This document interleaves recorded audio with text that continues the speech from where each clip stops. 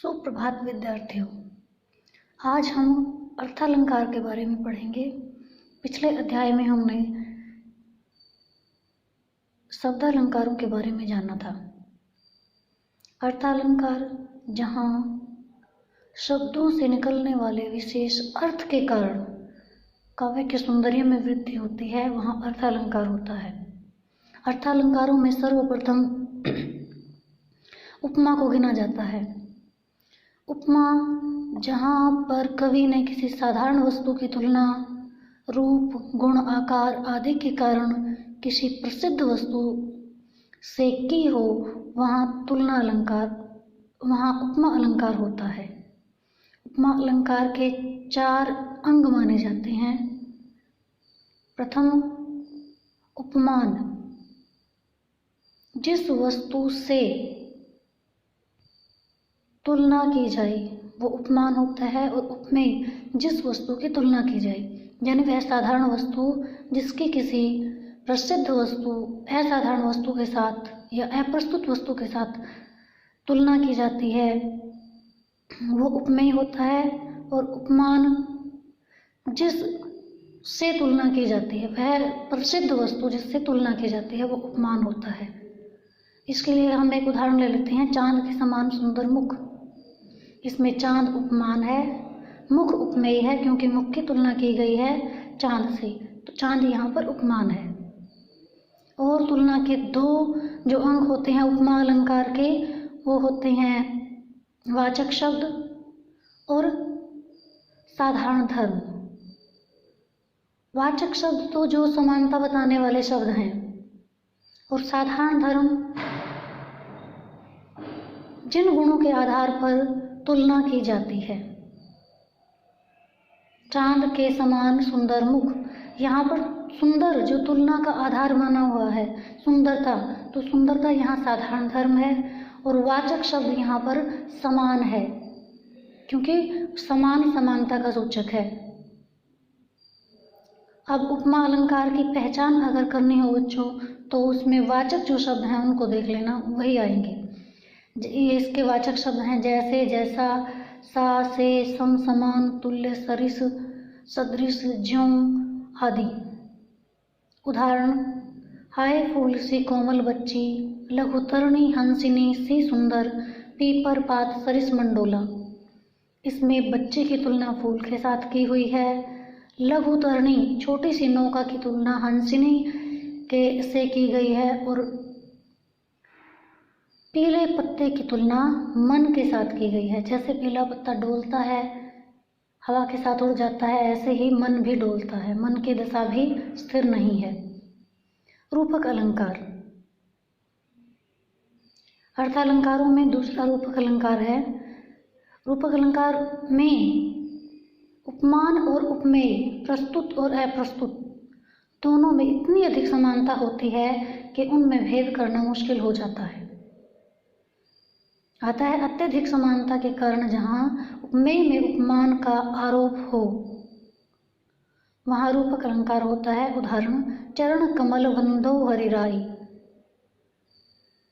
मैया मैं तो चंद्र खिलौना ले हूँ, बीती विभावरी जागरी तारा, अंबर पनघट में डुबो रही तारा घट उषा नागरी। यहाँ पर चरण कमल में रूपक अलंकार है, चरण रूपी कमल। कमल और चरण, कमल जैसे चरण नहीं है, चरण ही कमल है। चंद्र खिलौना, चांद जैसा खिलौना नहीं चाहिए, चांद को ही खिलौने के रूप में चाहिए। अंबर पनघट, अंबर रूपी पनघट, तारा रूपी घट, और उषा रूपी नागरी। चतुर स्त्री, उषा का मानवीकरण भी किया गया है यहाँ पे। तो जो अंडरलाइन शब्द लिखे हुए हैं, इन सब में रूपक अलंकार है। उत्प्रेक्षा, उत्प्रेक्षा वहाँ पर होता है जहाँ उपमेय में उपमान की कल्पना या संभावना का वर्णन हो, जहाँ पर स्पष्टता नहीं हो कि ऐसा लग रहा है, जहाँ पर यह लग रहा है कि संभावना होती है, वहाँ उत्प्रेक्षा अलंकार होता है। इसके वाचक शब्द हैं मानो, मनु, जानो, जनु, मनहु आदि। और रूपक अलंकार में जो वाचक शब्द हैं उनका प्रयोग नहीं होता, क्योंकि उपमान और उपमेय में अत्यधिक समानता होती है। अब उत्प्रेक्षा अलंकार का उदाहरण है, उस काल मारे क्रोध के तनु कांपने उनका लगा, मानो हवा के शोर से सोता हुआ सागर जगा। मानो का प्रयोग है, अतः यहाँ पर उत्प्रेक्षा अलंकार है और संभावना से प्रतीत होती है।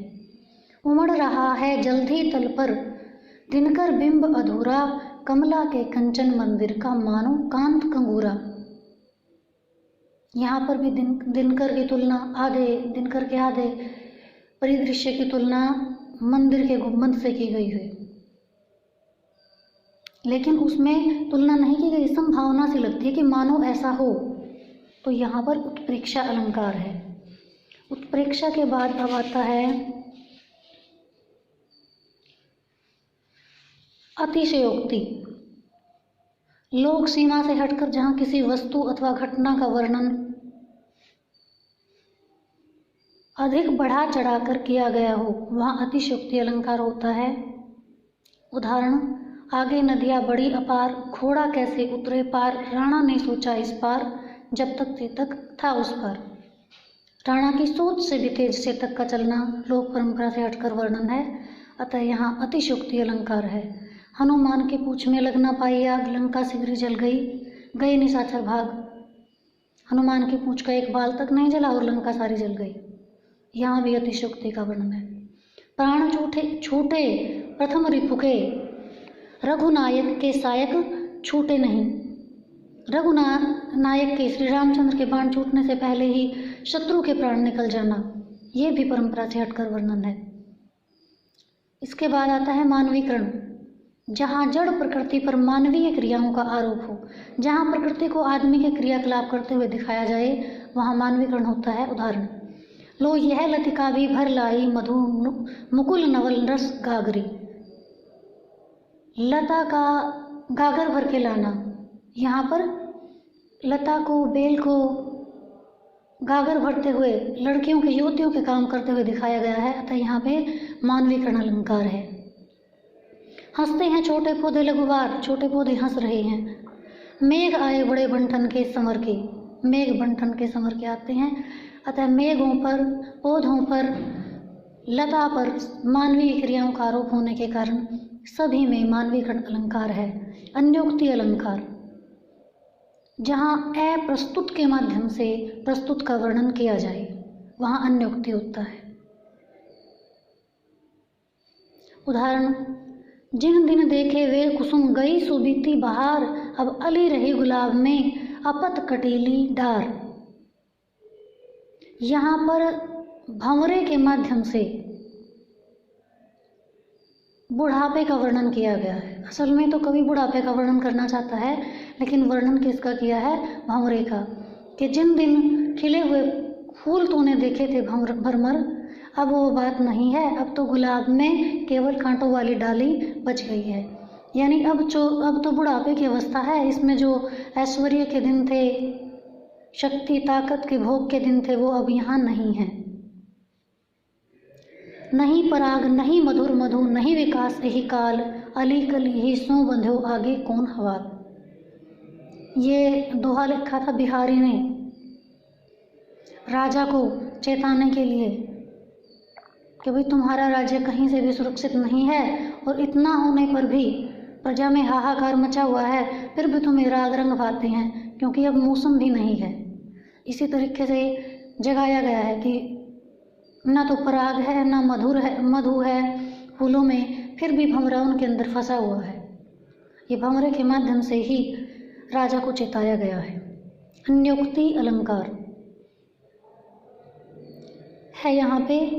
इसके एक अन्य उदाहरण और है, स्वार्थ सुकृत न श्रम वृथा, देखी विहंग विचारी, बाज पराए पानी पर तू पक्षी नु मत मारी। यहाँ पर भी राजा जयसिंह को ही बिहारी ने चेताया था। वो औरंगजेब के उकसाने पर शिवाजी को पकड़ने के लिए तैयार हो गया था, इसलिए उनको चेताते हुए बताया था कि दूसरे के लिए तो अपने उसको क्यों मारता है, अपने हितैषी को, शिवाजी को क्यों मार रहा है।